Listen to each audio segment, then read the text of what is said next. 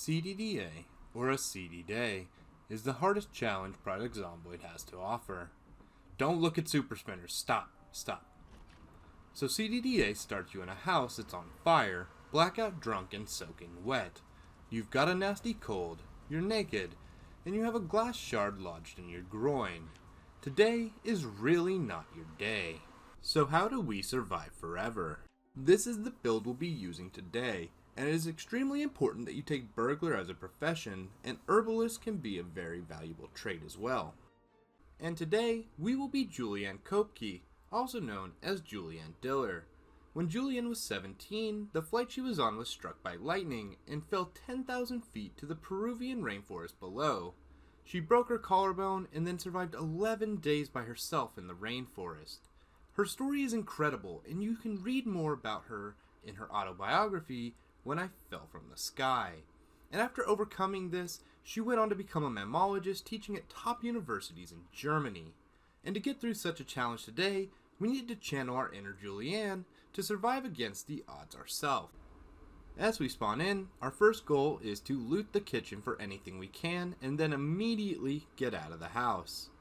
As soon as we're out, we want to take care of one of our neighbors and take their shoes. For some reason, there weren't any zombies outside, so I went to the house next door, which I was planning on doing anyway, in hopes of finding just one neighbor to take their shoes. If it's safe to, you should also take the rest of their clothes because you are naked and it's cold. Don't forget to rip up the socks and at least bandage your wound on your leg. We can get the glass out later, but now is not really the best time. Once we've left the house, we will start to head south. Some people who are watching may say, why south? Don't you want to go to the farmhouse? Well, let me teach you a thing or two. Before I teach you a thing or two, we need to talk about the most important items that we're looking for. First, we need food. Second, we need a container for water, preferably one that we can cook in, like a pot or a kettle. Third, we need a digging utensil, something like a spade, a trowel, or a hand fork. That's right, worms are on the menu when all else fails us. And fourth, we need something to fight with. Hammer, crowbar, doesn't matter, we need something to defend ourselves. As we continue to head south, begin to hold shift and run over to the trash can, grab a trash bag, and then bolt inside to the recruitment office. Make sure to shut the doors behind you and loot this back room. Once you get into the main convenience store, take whatever you can, but just know the zombies are coming, so get in and get out. If the front of the store is too hot, you can always try sprinting out the back. It may work, it may not, it's a bit gambly, but you make your own decisions. While I got lucky and found a trowel, we're going to continue as if I had not. I'm going to show you many different places that you can find one, just in case you get unlucky.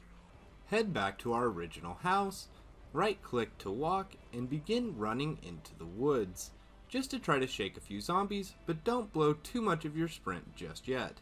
Get through this small open field, and once you get to the woods, use the walk here trick while holding shift to run, repeatedly clicking to get this nice dashing animation. It's a little bit faster, and as we say goodbye to all our new friends, we are well on our way to the farmhouse. Keep following this direction for quite a while, and you should sprint for a little bit just to make sure we've lost all of our new friends. Once you see this little cornfield or hayfield, I'm not quite sure, you know that you're on the right path. This little fence as well is a good indicator. Now we are at the farmhouse. Now the farmhouse may have zombies in it, but this is our first major checkpoint, so if you've made it this far, congratulations. Now I was a little bit spooked because the glass window was broken, but we made it, so it's time to get our loot on. I still don't have a pot or pan to drink out of, but I do have an orange soda, so we'll just fill this up with water after drinking what's inside. And you should be careful when you check out the shed, there's usually a zombie inside as well. But here's another place where you can get the very valuable trowel. Since we still have plenty of time and we don't have much else to do, we're going to head north from the farmhouse through this little green belt to the field. And I'm letting you know now there will be a lot of zombies here, so be prepared for quite a fight. but you will be able to get yourself both some warmer gear to wear as well as maybe, just maybe, that trowel. On top of the zombies sometimes having tools sticking out of them, this shed here can sometimes have the tools that we're looking for. But even if you don't, you can still get some pretty good loot off of them, including digital watch, which I happened to find off of one of our friends earlier. And while it's not a trowel, it is a pretty decent find, so we'll take the saw and head on our way. I did end up finding quite a few zombie friends, so I'll show you what I end up doing a lot just to manage this big horde when you're pretty sick. Drag all of your neighbors over to these hay bales, start kiting around it, and anytime that you get yourself a decent chance, just give them a little love tap. And before too long, you'll have yourself a nice little pile of loot that you can help yourself to. Now back at the far end of the field, there's this tiny little cabin. Honestly, this cabin hasn't ever really come through for me. I think the most I've ever gotten out of this has been a can of chili, but it's still worth looting. Maybe you'll have better luck than I have. After all is said and done, return to the farmhouse, and if you left anything on the floor like I did, it's time to pick it up. Now we have to make a choice. If you have sleeping meds or alcohol, you can spend the night here. I don't, so I chose to continue on. The first place we're going to stop by is the abandoned houses, and only for this one box. Usually it has nothing. But our goal now is to get to the train depot where we will finally spend the night. We should be plenty tired by then to pass out, even though we are in a great deal of pain. And after clearing out the very dangerous bathrooms, it's time to clear out the inside. I happen to get lucky that they had a duffel bag, and I will be taking it. But if you don't get a duffel bag, just keep hanging on to your trash bag. You can't see anything, but in the back there is a chair, and after a can of tuna, we slept the night here. The next morning it was snowing, much to my chagrin, so after checking this crate, we headed out again. Let's head to the map. From the train depot, we need to get to this forest shack here, and it's a pretty straight shot with not a lot of zombies. And as you can see, we got there in a pretty decent bit of time. It's still the morning. Walk up to the cabin, realize that there's a couple neighbors inside, help them settle down for a nap, and go check out the trailer next door. Maybe in 6 months, we'll come get that M16. Back at the main cabin, you should grab this stretcher bed. Altogether, it only weighs 5 pounds, and you'll always have a decent place to sleep on you. You should also grab yourself some water before you head out. Head southwest from the cabin towards the train yard. This train yard is a great chance to pick up a shovel despite the risk. We'll check out this port as well as this one, and then we'll check out some of the rail cars. If we get desperate, we can also check out these sheds. Afterwards, head to the southeast corner to exit and immediately turn northeast towards the warehouse. Now that we've talked about it, let me show you how I do it. This is a sloppy run, but I know that you can do better. I believe in you. Simply check the various containers around you, crates, boxes, and shelves, looking for anything that you might want. This is where having the dexterous trait, which decreases your inventory transferring time by 50%, comes in very useful. Soon enough, you're out and on your way to loot more of the area. And there you go, we found one. My only rule for rail cars is I want it to be open on both sides. I don't want it to turn into my own coffin. Head out the southeast exit, head northeast, and go across this parking lot. I like to set up in the shipping container because there's going to be a fight when you go in the main warehouse. Now I'm not going to go too in depth over this next section. At this point, you pretty much understand how to clear out an area. Just know that there's going to be about 10 to 20 zombies between the two buildings. You can find some trash bags inside as well as some of the useful tools that we're looking for. It's also important to remember to keep upgrading your clothes as it's pretty cold outside, and the next journey we're going to take from here, it's going to be a lot of outside time. So you're going to really need to have a lot of that warm clothes. I hope you aren't tired of maps just yet. Our next stop is going to be this campground. If you are only trying to survive the helicopter event, this is where I would consider waiting it out and try my hand at foraging and fishing before moving into the trailer park. Here's the entrance to the campground from the road. This cabin has an antique oven, and I managed to forage a hunting magazine. Nice. And now we're going to hit the bed. This is the absolute hardest part of the entire run, and if you can survive this and get just a little bit lucky, you can easily survive CDDA forever. Here's the path we will be taking to the crossroads. So we'll leave at 3:30 in the morning, and a couple of hours later, we start to see our first zombies. And there are going to be a lot of them. You better be ready for a fight. And I'm normally very monotone and very put together, but I'm serious. This is going to go on all day. It's not going to stop. You're going to be fighting for hours. I'm serious. You will take a chance to catch your breath, and then all of a sudden, it's 12 o'clock, and you're already out of water. And guess what? You're still fighting. You're still fighting. By 3 o'clock, I still hadn't made it into the city, and I was looking through my inventory for anything that could sate my thirst a little bit, so I guess we're having bourbon for lunch. And then it's 6 o'clock, and we are still fighting. I told you, I was not joking. Be ready to fight. By 8 o'clock, I still had quite a few zombies on me. I didn't have any water. I was exhausted and extremely exerted, so I decided I was just going to lose as many as I could through the forest. This is a very viable strategy. You will have to deal with it tomorrow, but that means you don't have to deal with it today. Finally, slip into the back of the used car building and start to clear it out and get ready to spend the night here. And no, it doesn't end. I promise, it just never ends. But finally, in this bathroom, we could get some water and get some rest.